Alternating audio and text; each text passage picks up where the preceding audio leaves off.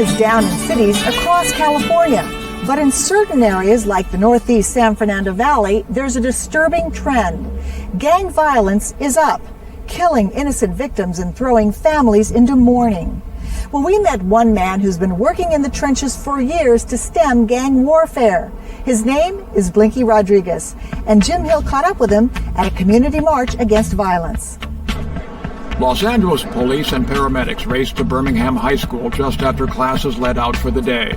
They rushed a dying 16-year-old boy to the hospital. Witnesses say Dejon Roberts had shot it out with two men who'd asked him what gang he belonged to. I was there practicing. I heard two gunshots going on, but I thought there was no gunshots. I thought it was just something going on. Somebody messing around with something, so I just kept doing what I was doing, The mid-September killing was part of a frightening trend in the San Fernando Valley. Gang-related murders are on the rise. But the determination to do something about it is also on the rise. March for peace! Hundreds of people from across the valley marched in late October to speak out against a wave of gang violence. Grace Zapata was there, clutching photos of her sons, David and Miguel. Both were shot and killed in February 2005.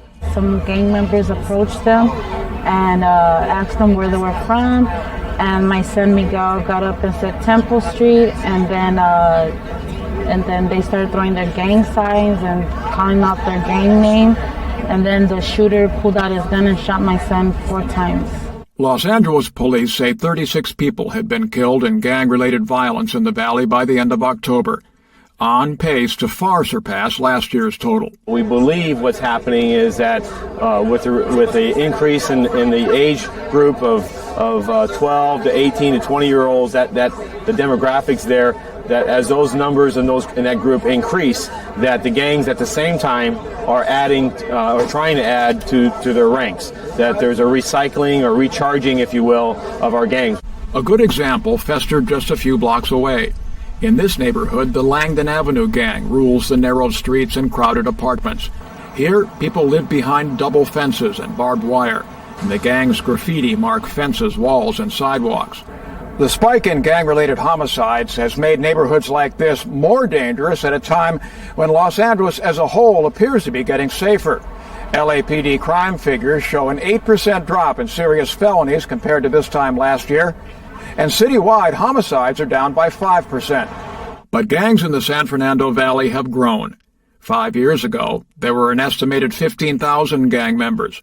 Authorities say now gang membership has swelled to 20,000. Lupe Yuhas says her 2 sons died in separate shootings. She says they couldn't resist the peer pressure and the allure of gangs. They're out there. There's so much recruitment, and they do it on the lure. And the kids, don't see the outcome. They don't see that you could get killed, you could get imprisonment for years and years, and it's quite evident out there.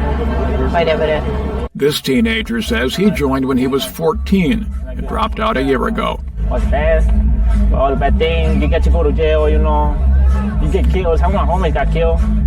Someone in jail right now. Police say it's the youngest, newest gang members who are committing most of the serious crimes now, as they try to prove themselves and build a reputation. The challenge for us is these are groups or individuals that we don't have a lot of information on because they've not been in the gang lifestyle for a terribly long time. So our intelligence gathering and our gathering of information on who they are, where they live, who they associate with, what their activities are, so our ability to curtail that earlier on is challenged. Too many moms crying!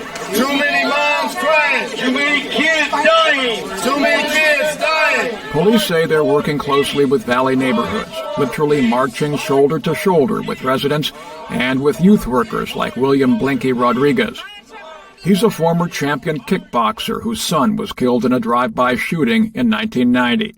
He and his wife faced their son's killers in court and forgave them. Everybody thinks, well, how do you do it?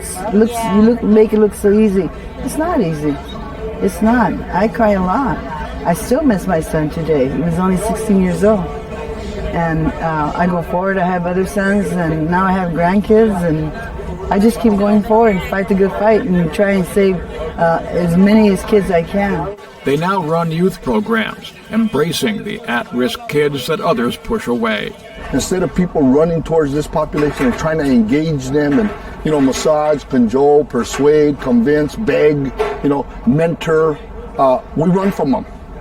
We've deemed them modern-day lepers. We've deemed them, they're demonized. So who wants to deal with them?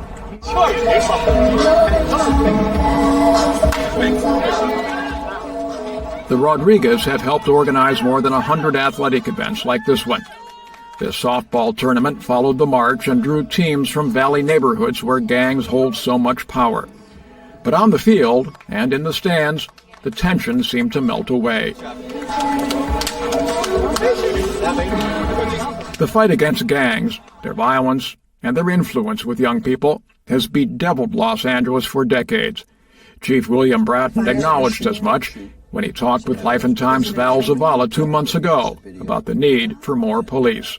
Gang injunctions help us to control the behavior of gangs. Enough cops help us to control the behavior of gangs because we can be there to prevent a lot of their activities. And so, in some respects, Los Angeles has been ignoring for 50 years the most obvious solution to its crime problem, which is more police.